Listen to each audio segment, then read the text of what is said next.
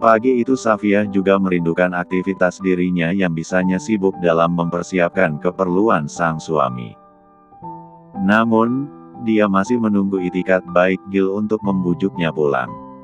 "Selamat pagi Safiyah." Terdengar suara wanita dari belakang dengan aroma vanila yang mahal. Safiyah yang sedang menyiram tanaman di taman panti asuhan menoleh. Tampak wanita dengan pakaian kurang bahan warna hitam menentang makanan. "Aku Taraf."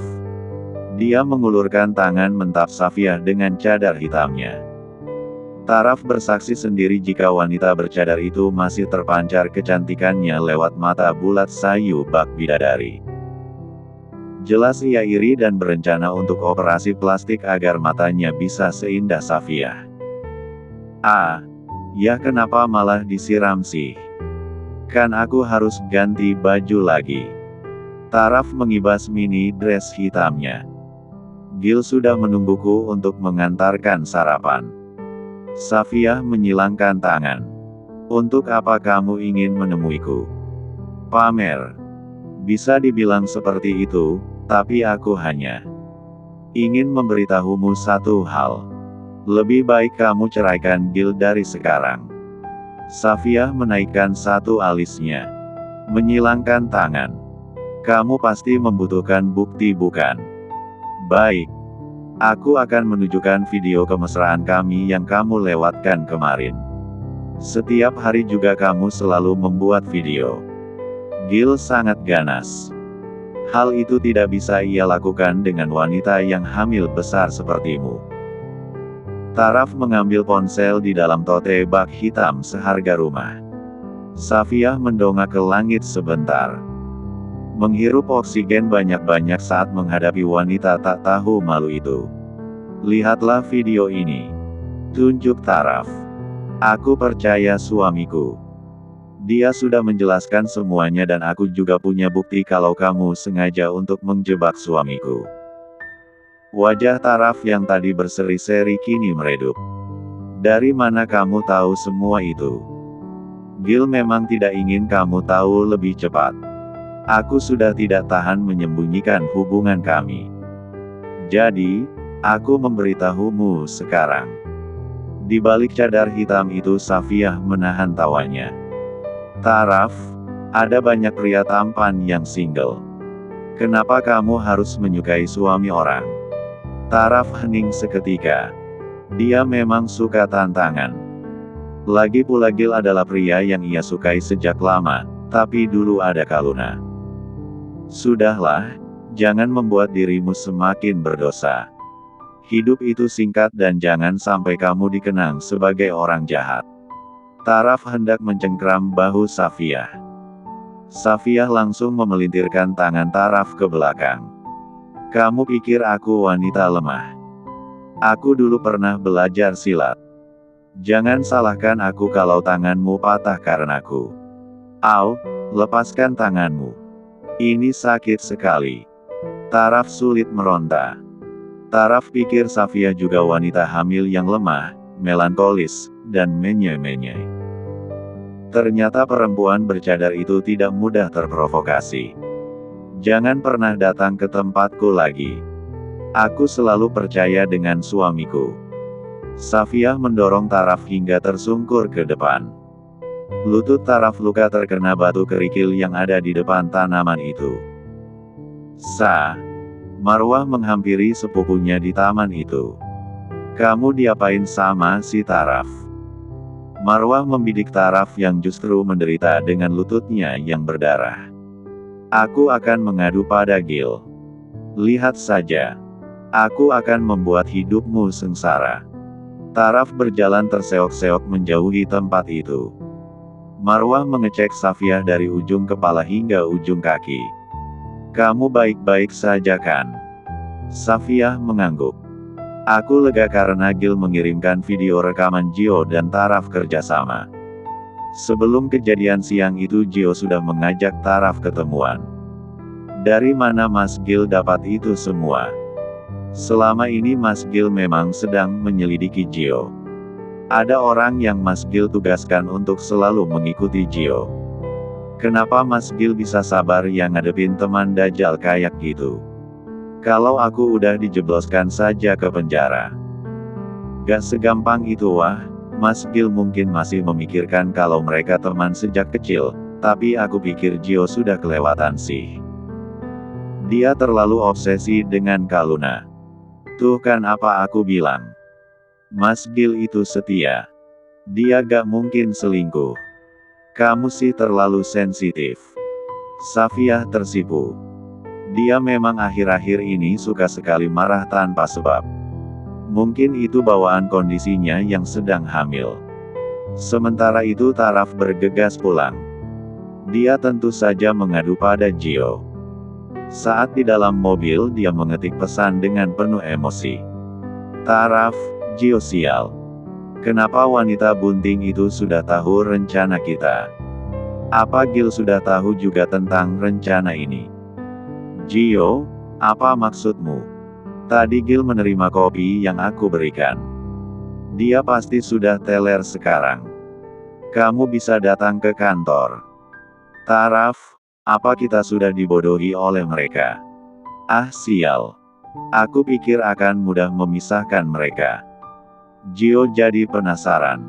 Dia bergegas dari meja kerjanya menuju lantai tempat ruangan Gil. Ini tidak mungkin. Gio berlari kencang. Dia memanfaatkan kesempatan sebagai teman dekat Gil. Langsung membuka pintu. Gio. Gil menyilangkan tangan. Dugaan Gil benar. Kopi itu berisi obat yang membuat seseorang kehilangan kesadaran. Gil mengetesnya pada sang asisten.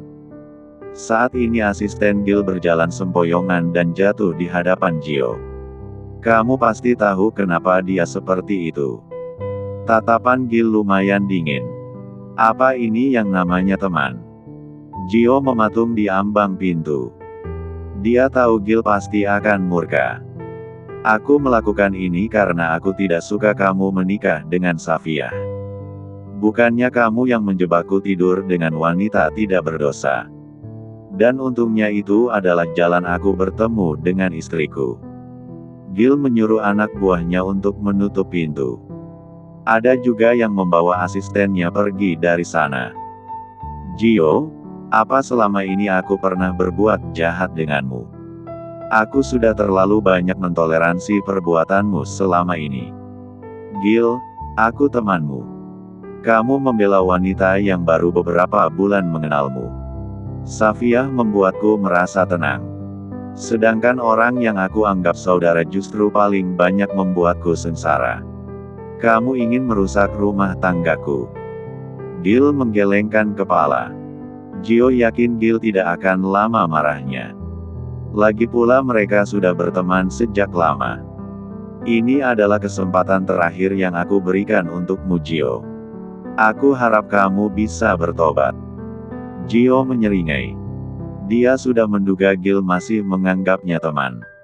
Tapi mulai sekarang, menjauhlah dari hidupku dan istriku. Sekali lagi kamu mengganggu hidupku, aku tidak akan segan membalasnya dengan sadis. Gio hanya berpura memasang wajah melas dan sendu. Aku memecatmu dari perusahaan ini. Tinggalkan Daisy Group. Jaga jarak dariku minimal 1 meter. Wajah Gio memucat. Dia hendak melangkah, tapi 2 anak buah Gil memegangnya. Gil, kamu sudah dicuci otak oleh wanita sesat itu. Aku ini temanmu di saat susah dan senangmu. Tega kamu membuangku. Teman macam apa yang menjerumuskan temannya pada perbuatan buruk? Aku sudah banyak mentoleransi perbuatanmu. Tapi kali ini sudah cukup Gio. Pergi dari hidupku. Gil, kamu akan menyesal karena melaksanakan ini padaku. Lepaskan aku. Gio meronta, tapi percuma saja. Gil memegang kepalanya. Ternyata dia memelihara ular yang berbisa. Suara Gio menghebohkan orang-orang yang ada di kantor. Dia diseret dengan cara tidak terhormat. Aku harap dia bisa berubah. Gil masih menyimpan foto persahabatannya dengan pria itu. Terpaksa foto kebersamaan itu Gil buang ke tong sampah karena menyisakan sesak di dada. Safiyah masih betah di kamar Marwah. Kamu gak mau pulang ke rumah? Safiyah menggelengkan kepala. Nunggu dijemput sama suami.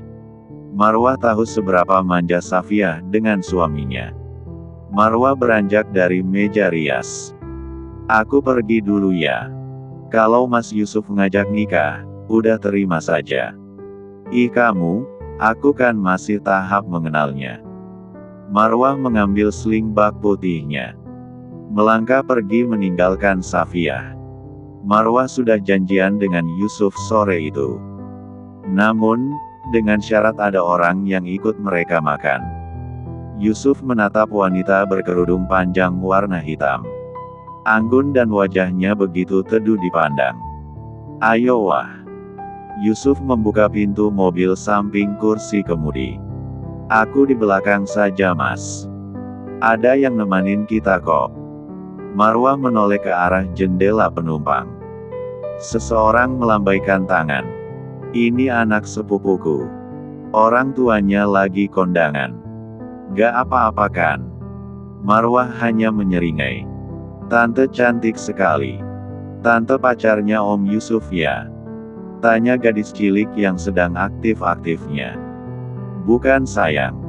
Marwah tersipu. Dia duduk di dekat Yusuf. Terus tante siapanya Om Nana? Apa tante pembantunya Om Yusuf?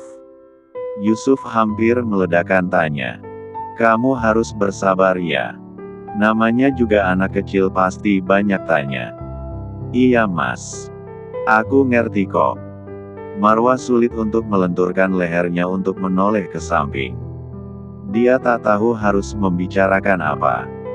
Apa benar kamu setuju ta'aruf denganku karena mamaku yang minta? Iya. Kamu mau makan di mana? Terserah. Yusuf perlu memahami lagi kamus perempuan. Dia menoleh ke arah Nana untuk minta tolong. Tante, gimana kalau kita makan es krim? Marwah menoleh ke belakang. Dia mengangguk. Dia suka dengan anak kecil. Seharusnya dia sudah punya anak seusia Nana, tapi takdir berkata lain. Kenapa wah? Marwah hanya tersenyum. Nana sangat menggemaskan ya. Mobil itu tiba di sebuah kafe yang ada menjual berbagai varian es krim. Yusuf semakin mempersunting Marwah karena wanita itu sangat keibuan. Marwah begitu cepat akrab dengan Nana. Padahal Nana super rusuh, tapi takluk di tangan wanita itu. Diam-diam Yusuf memotret Marwah yang sedang tertawa bersama Nana. Om, kenapa cuma bengong? Nana menyadari Yusuf yang mengarahkan ponsel ke arah mereka. Marwah sampai lupa tujuannya untuk mengenal Yusuf lebih jauh. Kamu suka anak kecil wah? Yusuf menatap Marwah yang tampak ceria di seberang meja bundar kaca itu. Aku dari dulu sangat menantikan momen menjadi ibu, tapi tidak semua yang kita inginkan bisa kita dapatkan. Aku sudah mengikhlaskan. Tapi kamu masih bisa mewujudkannya denganku, wah. Dek. Marwah tertunduk. Jantungnya benar-benar cenat-cenut saat Yusuf melontarkan kalimat itu. Semakin aku mengenalmu, aku semakin menyukai karaktermu. Yusuf tak mau menyembunyikan semua perasaannya lagi. Kamu mungkin berpikir ini seperti gombal, tapi aku merasa ada masa depan saat menatapmu. Pipi Marwah semakin memerah. Kalau setiap hari Yusuf mengutarakan kalimat manis itu pasti dia akan bahagia. Sayangnya hidup tidak hanya ada kata bahagia. Manusia akan merasakan banyak sekali rasa dalam kehidupan. Pahit, manisnya ia ingin bersama orang yang tidak pernah berubah. Kamu tahu dulu Mas Adam juga sangat manis. Marwah ingin menguji Yusuf. Tapi semuanya menjadi sia-sia dan hancur karena dia berubah. Yusuf jadi tahu sisi trauma dalam diri Marwah.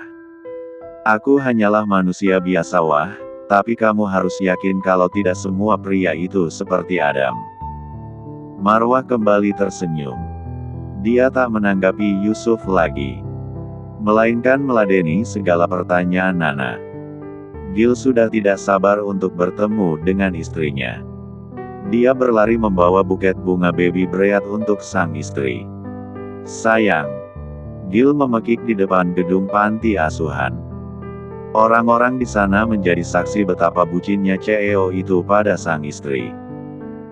Gil rela berlari menaiki anak tangga untuk menghampiri sang istri. "Sayang, aku merindukanmu." Gil langsung memeluk istrinya, memejamkan mata dan mengendus aroma yang menyegarkan darinya. Mata Safiyah berkaca-kaca. "Maafin aku, Mas. Aku hampir percaya kamu selingkuh." Gil menggendong istrinya dengan kedua tangan. "Ayo kita pulang. Mas, turunin. Aku malu. Nanti kamu patah tulang kalau gendong aku sampai rumah. Aku gak mau kamu mati karena encok." Gil tertawa pelan. "Sayang, aku belum setua itu. Setiap hari aku gym. Bawa kamu seperti bawa kapas. Tapi, Mas, aku malu." Padahal itulah yang ditunggu-tunggu oleh Safiyah. Sang suami datang menjemputnya. Gil membawa sang istri dalam gendongannya. Dia begitu teliti dan memastikan bahwa Safiyah dalam posisi nyaman. Ada mobil di seberang gedung. Taraf dan Gio sedang memantau suami istri itu. "Gimana sekarang? Rencana kita sudah gagal." Gio mengepalkan tangan.